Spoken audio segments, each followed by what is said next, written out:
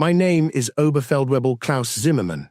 Serial number 4827L. I served in the Luftwaffe Signals Intelligence Division from 1942 to 1945. I was stationed at Peenemünde Radar Installation, grid reference 54, 1275 degrees N, 13, 7740 degrees E. What I'm about to tell you is classified as Geheime Kommandosache, secret command matter, by the Oberkommando der Wehrmacht.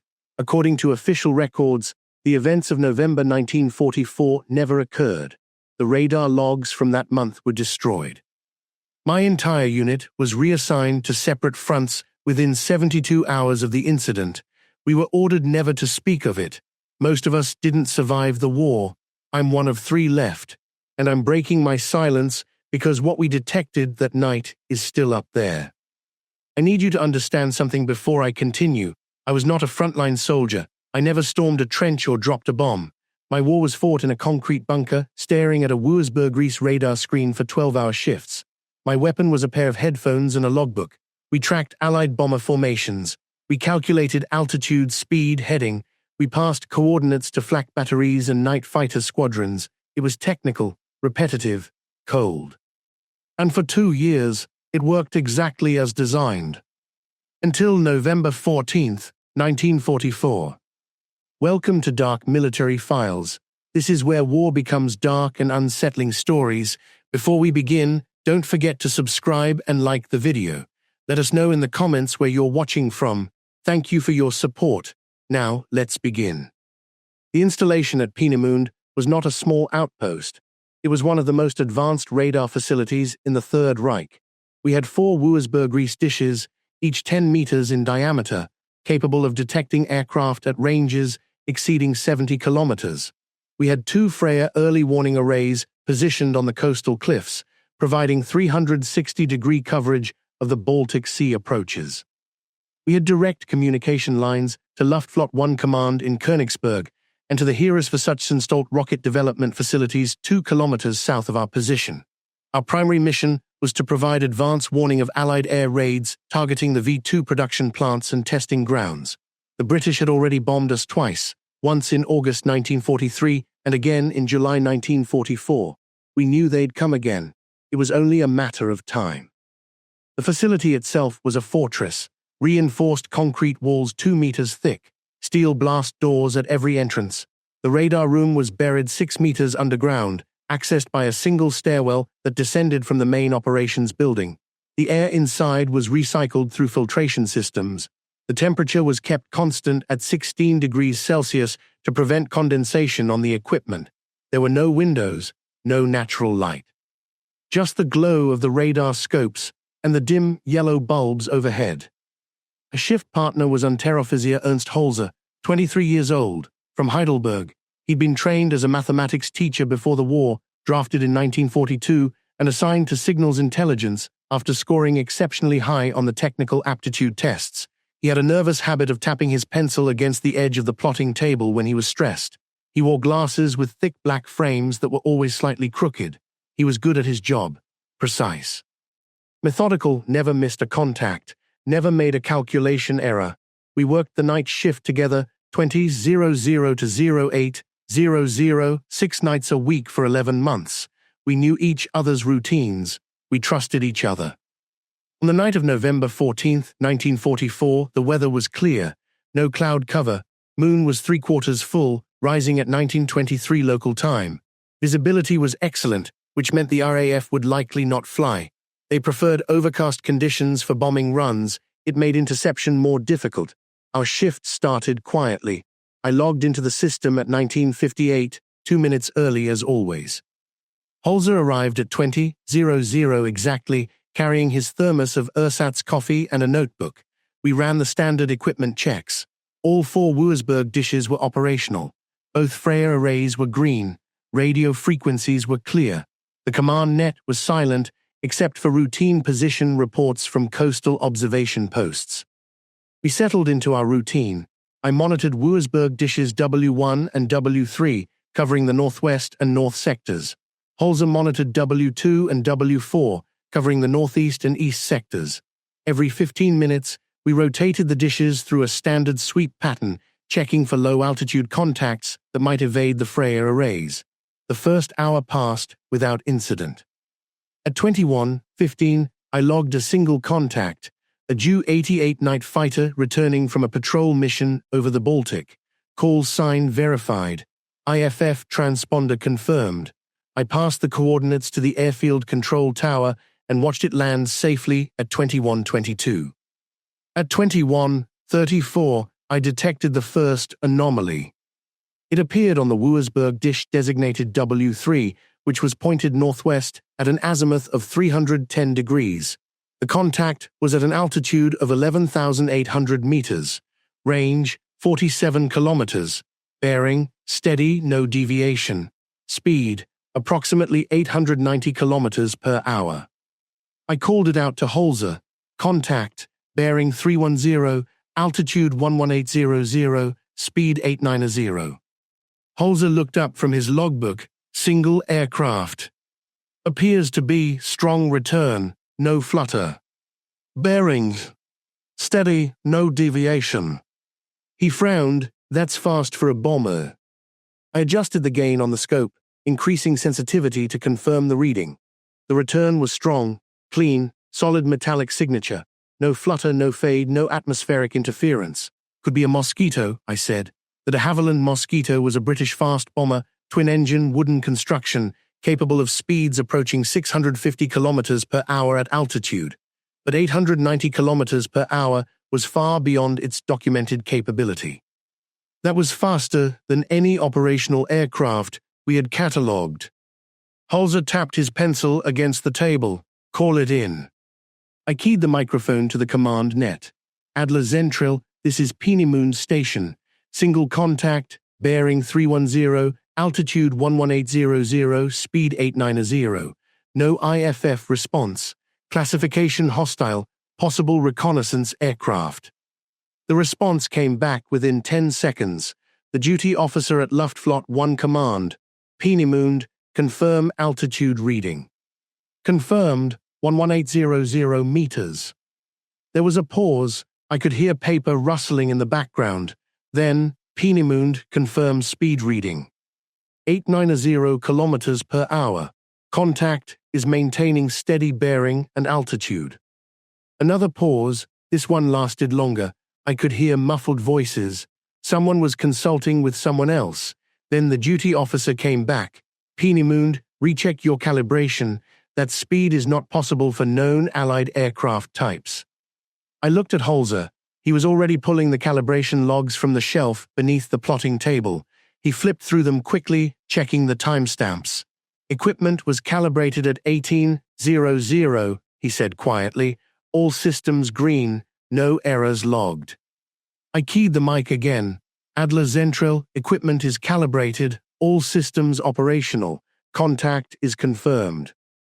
The voice on the other end changed. It was no longer the duty officer. It was sharper, more senior, more controlled. Peenemünde, this is Oberst Krauss. Do not broadcast this contact on the general net. Log it as unidentified. Continue tracking. Report any changes in bearing, altitude, or speed directly to me on this frequency. Acknowledge. Acknowledged, Herr Oberst. Oberst Krauss was the commanding officer of the Luftwaffe 1 radar network. I had never spoken to him directly before. His voice was cold, precise, the kind of voice that expected immediate obedience. Holzer was staring at me. Why would he? I don't know. We continued tracking. The contact held its course for another 6 minutes, bearing 310 degrees, altitude 11,800 meters, speed 890 kilometers per hour, no deviation, no change. It was flying in a perfectly straight line, which was unusual.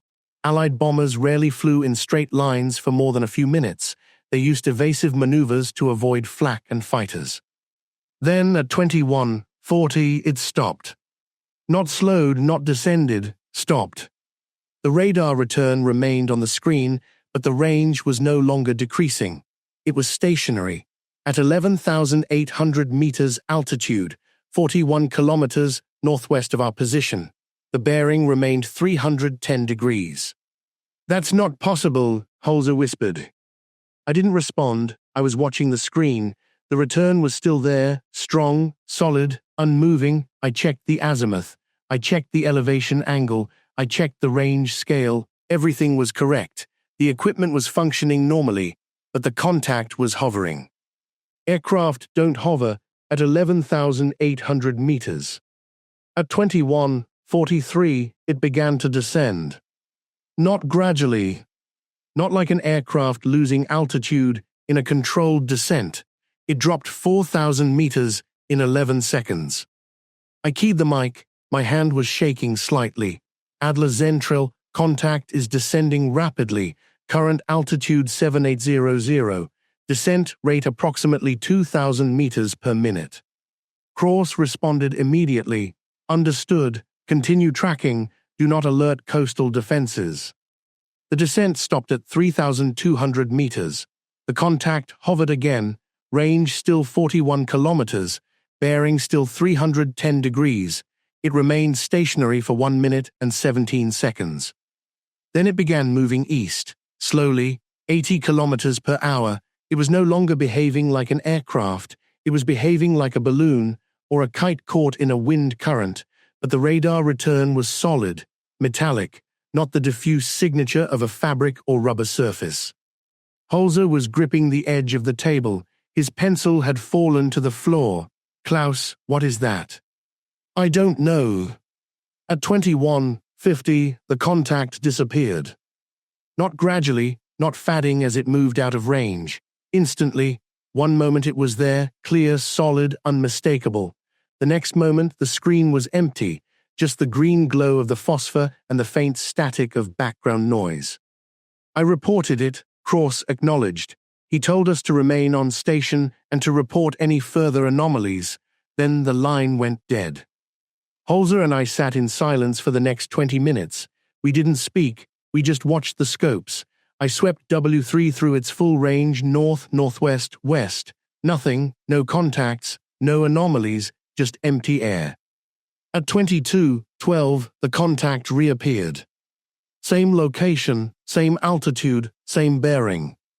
But this time, there were two of them. I need to be very clear about what happened next. I'm not exaggerating, I'm not speculating, I'm not filling in gaps with imagination. I am reporting exactly what I saw on the radar scope and what I heard on the radio net. I still have my logbook from that night. I kept it hidden for 79 years. The entries are written in my handwriting. The timestamps are accurate. The coordinates are precise. At 22:12:34, two contacts appeared on Wuersburg Dish W3, bearing 310 degrees, altitude 3,200 meters, range 41 kilometers, separation between contacts, approximately 800 meters horizontal. They were stationary, side by side. I reported it immediately. Krauss acknowledged, but gave no further instructions. At 22:47, the two contacts began transmitting. Not on any standard frequency, not on any allied frequency we had catalogued in our recognition manuals. They were transmitting on 4.7 MHz. That was a Luftwaffe emergency frequency. It was reserved for downed pilots, distress calls, and search and rescue coordination. We monitored it constantly, but it was rarely used. Most pilots never had time to transmit before they were killed or captured. The transmission was voice, male German, clear, no static, no distortion. Nachtige via Sieben, Heire ist Oberleutnant Roth. Position via 5 Kilometer nordwestlich von Peenemünde, Treibstoff kritisch, bit Landierlobnis. Night Fighter 47, this is First Lieutenant Roth. Position 45 kilometers northwest of Peenemünde, fuel critical, requesting landing clearance. Recognized the call sign immediately. Nachtige 47 was a Bf-110 night fighter that had been assigned to Jagdschwader 1 in 1943. The pilot, Oberleutnant Dieter Roth, had been shot down over the Baltic Sea on August 19, 1943, during an engagement with RAF Mosquitoes. His aircraft had crashed into the sea approximately 60 kilometers north of Rügen Island. No wreckage was recovered.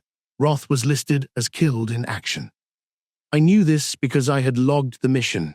I had tracked his aircraft on radar.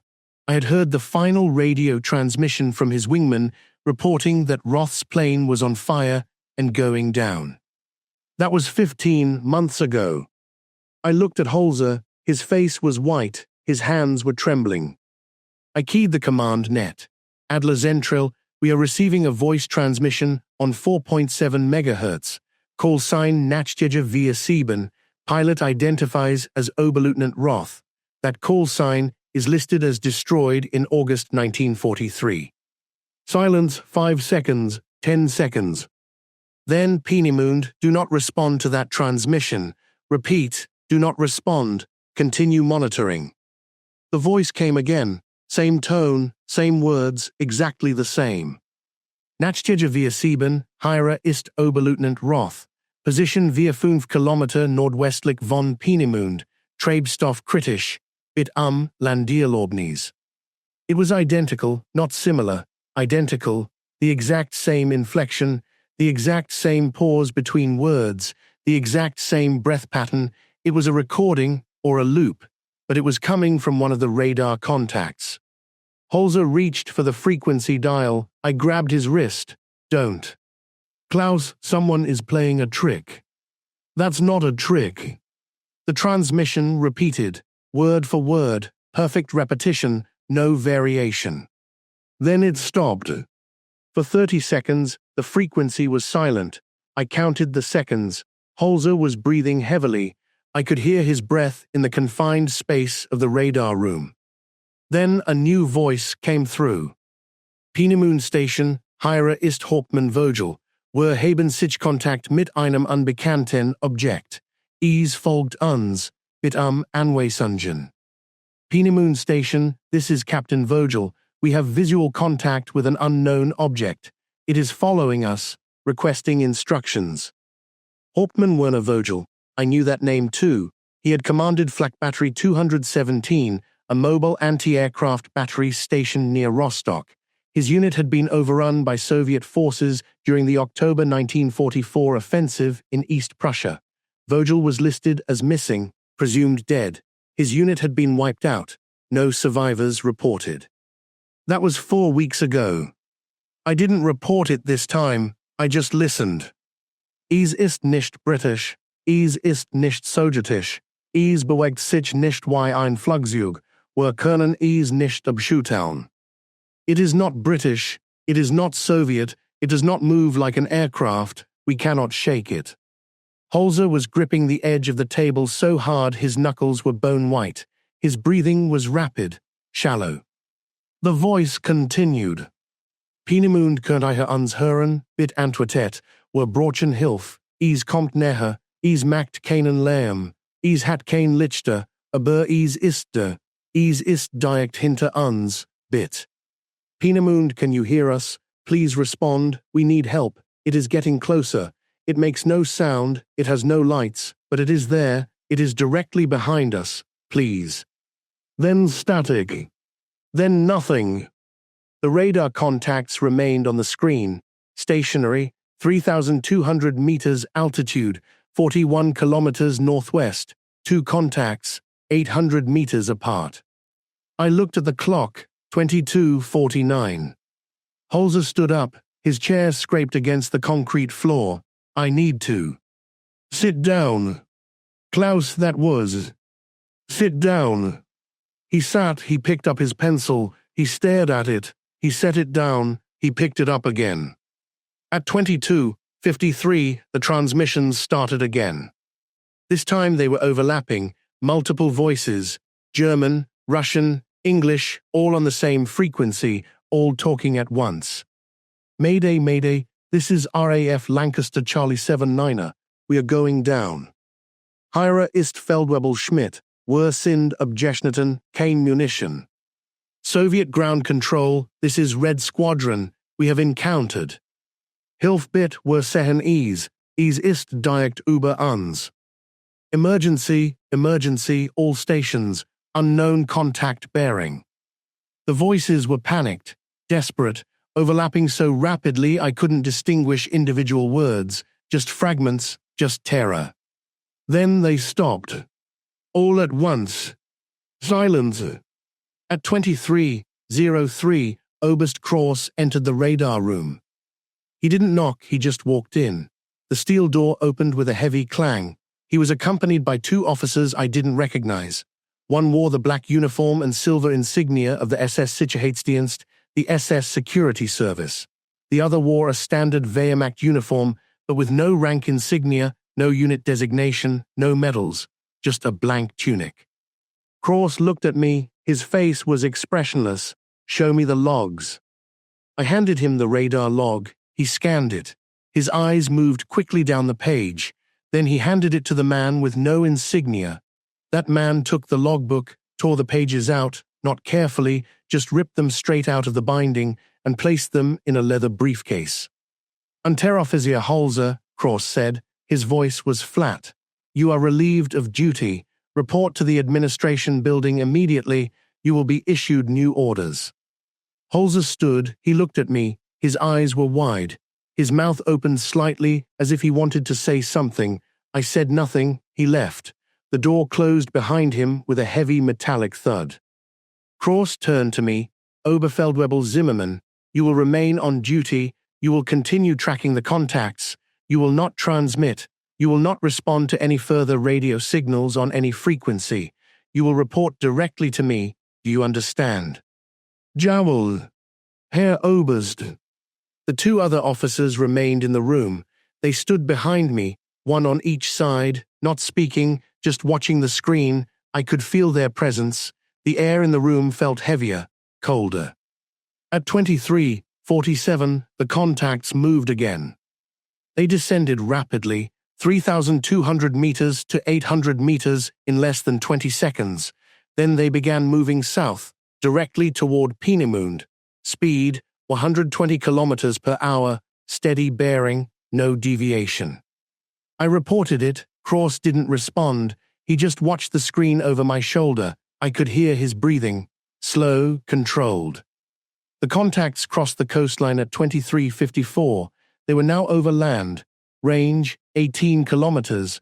Bearing, 180 degrees. Altitude, 800 meters.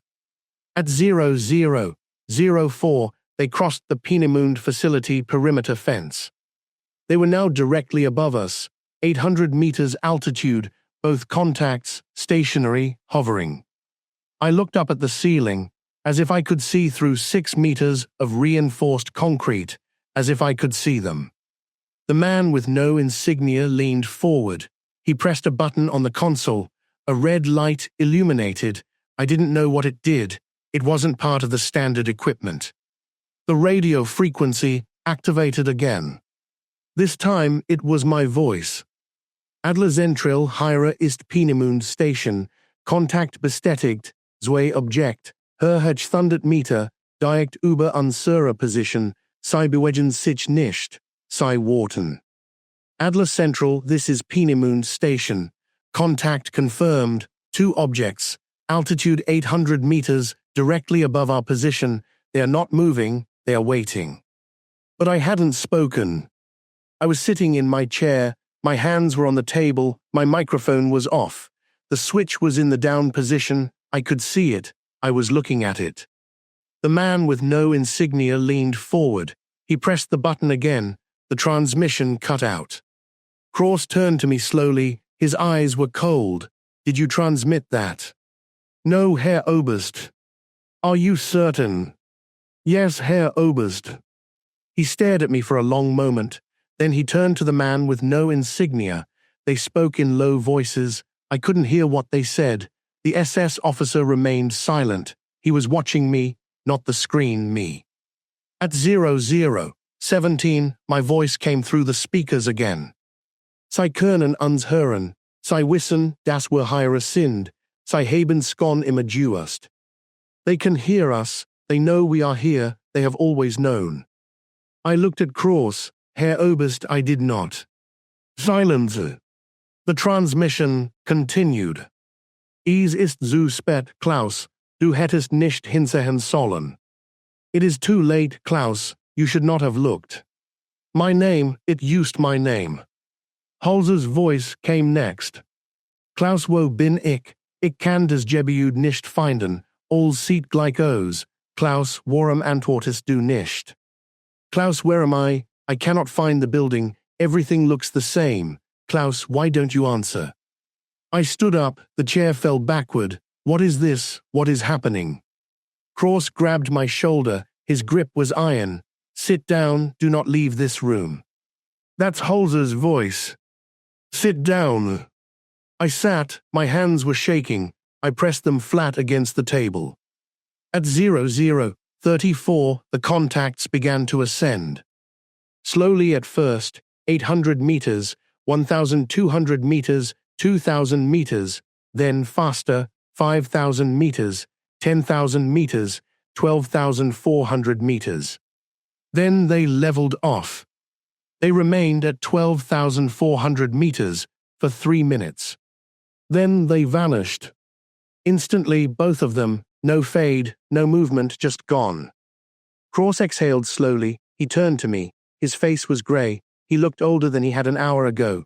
You will write a full report of tonight's events. You will include all radar data, all transmissions, and all observations. You will deliver it to me personally by 0600. You will not discuss this with anyone, not Holzer, not your commanding officer, not your family, not your priest. Do you understand? Jawohl, Herr Oberst. If you speak of this, you will be charged with defeatism and spreading enemy propaganda. The penalty is death. Do you understand? Jawohl, Herr Oberst. He left. The 2 other officers followed him. The door closed. I was alone. I sat in the radar room for the next 6 hours. The scopes were empty, no contacts, no transmissions, just silence. I wrote the report. I included everything, every timestamp, every coordinate, every word. When I finished, it was 17 pages long. I sealed it in a manila envelope and delivered it to Krauss's office at 05:47. He was waiting. He was sitting at his desk. He hadn't slept. I could see it in his eyes. He took the envelope. He didn't open it. He just placed it in the top drawer of his desk and locked it with a small brass key. Zimmermann, he said quietly, you are being transferred, effective immediately. You will report to Geheime 27 in France.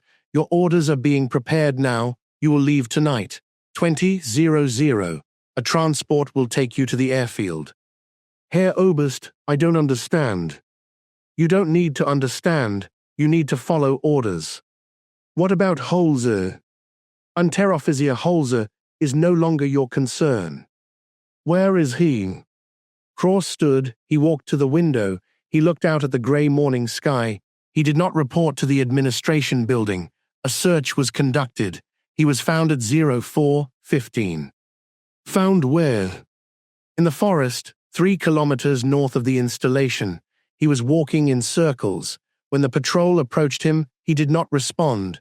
He did not recognize them. He kept saying that he needed to find the radar room. He said that you were calling him. He said he could hear you. My blood went cold. Is he? He has been transferred to a medical facility in Berlin. That is all I can tell you. I never saw Holzer again. I was on a transport plane to France by 20:00 that evening. Luftwaffe Junkers Ju-52, 12 other men were on board, all being transferred to different units. No one spoke. The flight took 4 hours. I spent the entire time staring at the metal floor, trying not to think about Holzer walking in circles in the forest. The next 6 months are not important to this testimony. I served with Geheime 27 until the end of the war. I was captured by American forces in April 1945 near Munich. I spent 18 months in a prisoner of war camp in France. I was released in October 1946. I returned to Germany. I found work as a radio technician. I married in 1948. I had 2 children. I lived a normal life. But I never stopped thinking about November 14, 1944. In 1953, I began searching for other radar operators who had served during the war. I wanted to know if anyone else had experienced what I had. I placed advertisements in veterans' magazines. I attended reunions. I wrote letters to former Luftwaffe personnel officers. In July 1953, I received a letter from a man named Otto Lang. He had been a Feldwebel, a sergeant, stationed at a radar facility near Stuttgart. He wrote that he had seen my advertisement and that he needed to speak with me. He included his address. I visited him 2 weeks later. He lived in a small apartment in Frankfurt. He was thin. His hands shook when he poured coffee. He didn't make eye contact. He spoke quietly. He told me that in March 1945, his radar station had detected a contact at 11,600 meters altitude. It appeared at 02:14 local time. It remained stationary for 4 hours. No movement, no change in altitude, just hovering. At 06:19, it transmitted a voice message. The voice was Otto's. But Otto had not transmitted anything. He was sitting at his station. His microphone was off. The other operators heard it too. They looked at him. They asked him what he had said. He told them he hadn't spoken. The transmission repeated. It said, "Sie sind nicht allein da oben. Sie weihen nie allein. Sie beobachten skon lange." You are not alone up there. You were never alone. They have been watching for a long time. Otto's commanding officer ordered the transmission logged as equipment malfunction. The radar logs from that night were confiscated. Otto was transferred to a different facility the next day. He never spoke of it again until I contacted him. I asked him if he had experienced anything else, any other anomalies, any other transmissions. He looked at me. His eyes were hollow. "Every night," he said, "every night since March 1945, I hear it, my own voice, saying the same thing over and over, even when there is no radio, even when there is no equipment, I hear it inside my head." He paused.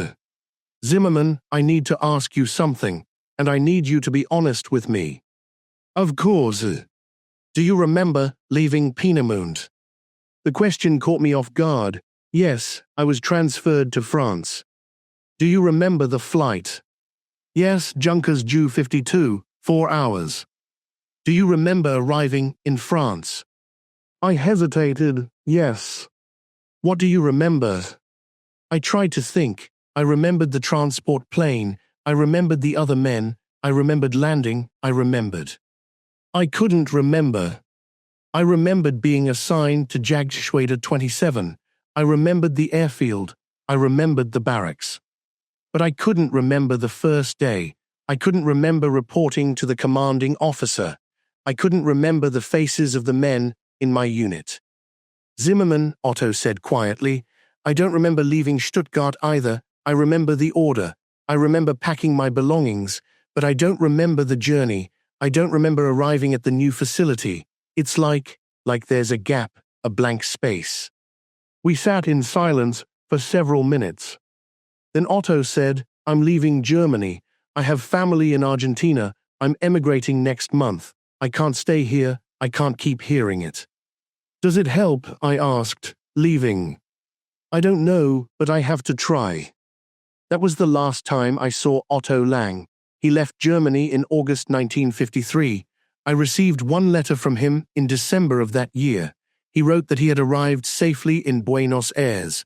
He had found work. He was trying to start over. The letter ended with a single sentence, "Es folgt mir." It follows me. I never heard from him again. In 1959, I located a third operator. His name was Hauptmann Friedrich Weber. He had been the commanding officer of a radar station on the Baltic coast near Kolberg. I found his name in a veterans registry. I wrote to him. He didn't respond. I wrote again, 3 times, no response. Finally, in March 1960, I received a letter from his wife. She wrote that Friedrich had died in November 1959. Heart attack. He was 41 years old. She wrote that before he died, he had become increasingly withdrawn. He had stopped sleeping. He would stand outside at night, staring at the sky. He told her he could hear voices on the wind, voices from the war, voices calling his name. She included something with the letter. A photograph. It showed Friedrich standing in front of his radar station in 1944. He was smiling. He looked young, healthy. Behind him, in the background, there was a Wuersburg radar dish pointed toward the sky. And in the sky, barely visible against the gray clouds, there was a dark shape. It was not an aircraft, it was not a cloud, it was too symmetrical, too solid. I took the photograph to a colleague who specialized in photographic analysis. He examined it under magnification. He told me the image had not been altered. It was not a defect in the film. It was not a processing error. There was something in the sky. He asked me what it was. I didn't answer. I stopped searching after that. I stopped placing advertisements. I stopped writing letters. I tried to forget. But I couldn't, because the transmissions never stopped. At first they were infrequent. Once every few months, I would be lying in bed, the house would be silent, and I would hear it, faint, distant, like a radio signal from very far away. My voice, saying things I had never said. Peenemünde Station, Hier ist Zimmermann, die Objekt sind zurück, sie sind nicht Peenemünde Station, this is Zimmermann, the objects are back, they never left. I would sit up, I would listen, the voice would fade. Then in the 1970s, they became more frequent, once a month, then once a week, then every night. Always my voice, always saying something different, but always the same tone, the same cadence, as if it were reading from a script I had written but didn't remember writing. In 1981, something changed. I heard Holzer's voice. It came through clearly, stronger than it had ever been, as if he were standing in the room with me. Klaus, kannst du mich hören? Ich versuch dich zu erreichen. Ich bin noch in Peenemünde. Ich bin nicht Klaus bitte ich brauch deine Hilfe. Ich kann den Weg nicht finden. All sieht gleich aus. Der Wald endet sich nahe. Die Beum sind immer dieselben. Klaus, warum antwortest du nicht? Klaus, can you hear me? I am trying to reach you. I am still in Peenemünde. I never left. Klaus, please, I need your help. I cannot find the way. Everything looks the same. The forest never changes. The trees are always the same. Klaus, why don't you answer? I tried to respond. I spoke into the darkness. Ernst, where are you? The voice stopped. For 3 days, there was silence. Then it came back. But this time, it was different. Dank, dass du geantwortet hast, Klaus. Jetzt wissen sie, dass du zuhörst. Thank you for answering, Klaus. Now they know you are listening. I haven't spoken to it since. I need to tell you about the files. In 1991, after the reunification of Germany, certain military archives were declassified and made available to researchers. I traveled to Berlin. I requested access to Luftwaffe radar records from 1944 to 1945. Most of the records had been destroyed, either during the war or by Allied occupation forces afterward, but some fragments remained. I found a document dated November 15, 1944. It was a classified memorandum from Oberst Krauss to Oberkommando der Luftwaffe, the High Command. The subject line read, Unidentified radar contacts, code name, Nachtsignal. The memorandum stated that between November 10 and November 18, 1944, 23 separate radar installations across Germany had reported identical anomalous contacts. Altitude, 11,000 to 12,500 meters. Speed, 800 to 950 kilometers per hour. Behavior, erratic, including sudden stops, rapid descents, and stationary hovering. All stations reported voice transmissions on emergency frequencies. All transmissions were in German. All transmissions originated from deceased or missing Luftwaffe personnel. The memorandum recommended immediate investigation by the SS Sicherheitsdienst and the establishment of a special research unit to determine the nature of the phenomenon. The memorandum was stamped GHMEKOMMANDOSACHE NICHTWRTLITN NUR4 KOMMANDIAND OFFIZII. Secret command matter, do not forward, for commanding officers only. Beneath the stamp, someone had written in pen, Project eingestellt, alle Unterlagen vernichten. Project terminated, destroy all documents. I requested additional files related to Operation Nachtsignal. The archivist returned 20 minutes later. He told me there were no additional files. He told me that the document I had been given had been misfiled. It should have been destroyed in 1947. He asked me to return it. I told him I had already copied it. He didn't respond. He just took the document and walked away. When I left the archive that day, I noticed a car parked across the street. Black sedan, 2 men inside. They didn't move, they just watched me. The car followed me for 3 blocks. Then it turned and disappeared. I have not returned to the archives since. I am 79 years old now. I live in a small town in Bavaria. My wife died in 2003. My children live in other cities. I see them twice a year. I don't sleep well. I haven't for decades. I take medication, but it doesn't help. The dreams are always the same. I am back in the radar room at Peenemünde. The screen is glowing green. There are 2 contacts. They are hovering above me. I can feel them through the concrete. A weight pressing down. A presence. Holzer is sitting next to me. He is tapping his pencil. He looks at me. He says, "Klaus, why didn't you answer me?" I try to speak. My mouth opens. No sound comes out. The contacts on the screen begin to descend. I wake up. Every night I wake up at 00:34, the exact time the contacts ascended on November 14th, 1944. Every night I hear my voice. It says different things now. Sometimes it recites coordinates. Sometimes it recites names of men I served with, men who died. Sometimes it says, Peenemünde Station, Heere ist Oberfeldwebel Zimmermann, ich bin noch Heere, ich bin nie gegangen, ich wart. Peenemünde Station, this is Senior Sergeant Zimmermann. I am still here, I never left. I am waiting. I don't know what I'm waiting for. Last month, something happened that I need to report. I was contacted by a researcher from the University of Hamburg. She is writing a dissertation on Luftwaffe radar operations during World War II. She had found a reference to Operation Nachtsimal in a Soviet military archive. She asked if I would be willing to be interviewed. I agreed. We met at a cafe in Munich. She was young, 27 years old, intelligent, serious. She had copies of documents I had never seen before. Soviet intelligence reports from 1945.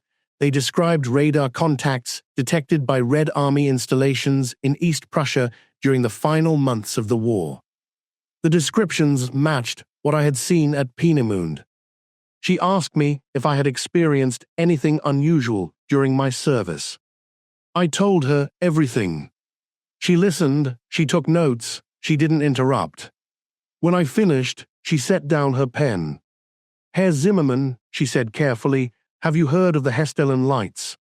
I had not. She explained that Hestelen is a valley in Norway.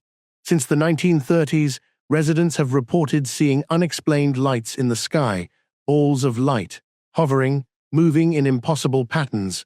Scientific teams have studied the phenomenon. They have recorded it on radar, they have photographed it, they have measured it, but they have no explanation. The lights are still there, she said. They appear several times a week. They have been appearing for nearly a century. She paused. Herr Zimmermann, what if what you saw in 1944 was not an isolated incident? What if it is part of a larger pattern? What if these phenomena have been occurring for decades, perhaps centuries, and we simply didn't have the technology to detect them until radar was invented? I considered this. But the voices, I said, how do you explain the voices? She didn't answer immediately. She looked uncomfortable.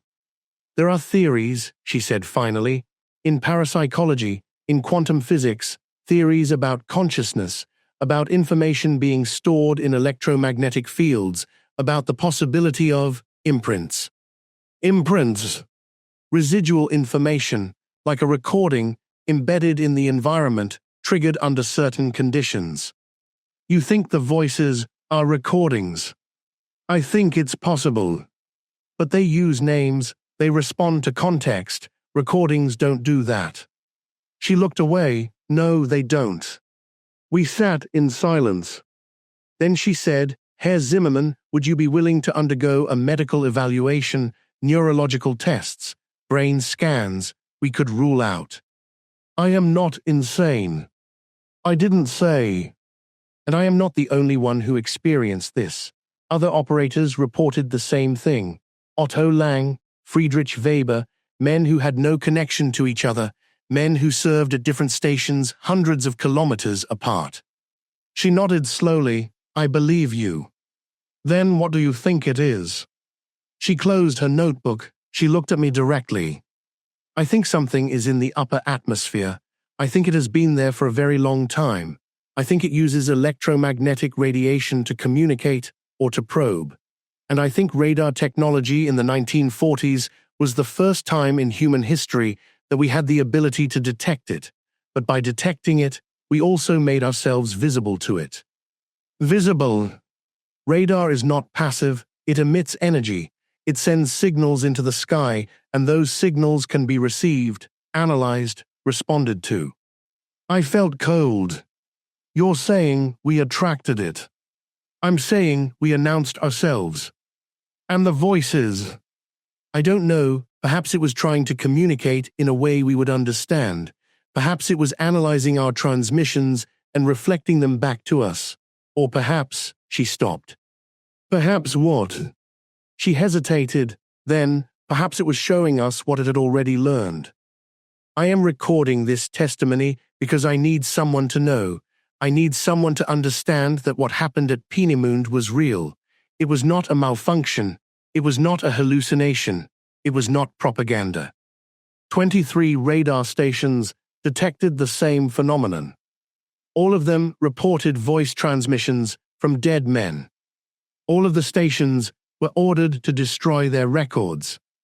All of the operators were transferred, silenced, or disappeared.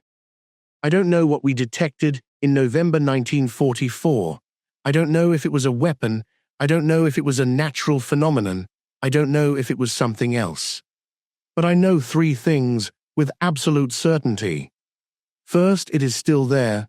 Researchers in Norway detect it. Military installations around the world detect it. They just don't report it publicly. They classify it. They bury it, just like we did in 1944. Second, it knows we are here. It has known since we began transmitting radar signals into the sky, and it responds, not always, not predictably, but it responds. Third, if you work in radar, if you work in signals intelligence, if you monitor radio frequencies in the high atmosphere, and you hear a voice that sounds like your own, do not respond. Do not acknowledge it. And do not look up. Because once it knows you are listening, it will not stop. Holzer looked up. I know he did. That's why he walked into the forest. That's why he couldn't find his way back. Otto looked up. That's why he heard his voice every night for the rest of his life. Friedrich looked up. That's why he died staring at the sky. I never looked up. But I answered. And now I hear my voice every night, saying things I don't remember saying things I will never say. Last night, the voice said something new. It said, Klaus, es ist fast Zeit, wir sehen uns bald. Klaus, it is almost time, we will see each other soon. I don't know what that means, but I think I will find out. If you are reading this, it means I am gone. It means the testimony has been released. It means someone decided it was time for people to know. Do not dismiss this as the ramblings of an old man.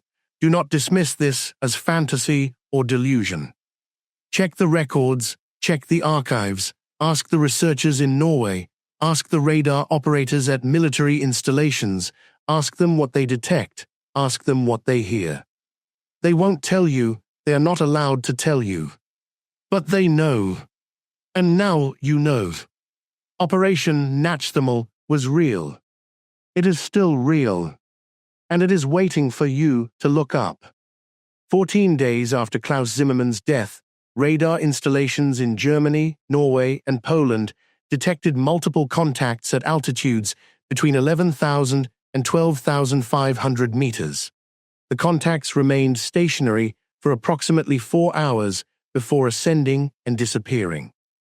During the detection window, multiple emergency frequencies transmitted voice messages in German, Norwegian, and Polish. All transmissions originated from deceased military personnel. One transmission was identified as Klaus Zimmermann's voice. It said, "Sie hätten nicht lesen sollen, jetzt wissen Sie, dass ich es gehört." You should not have read this. Now they know you are listening.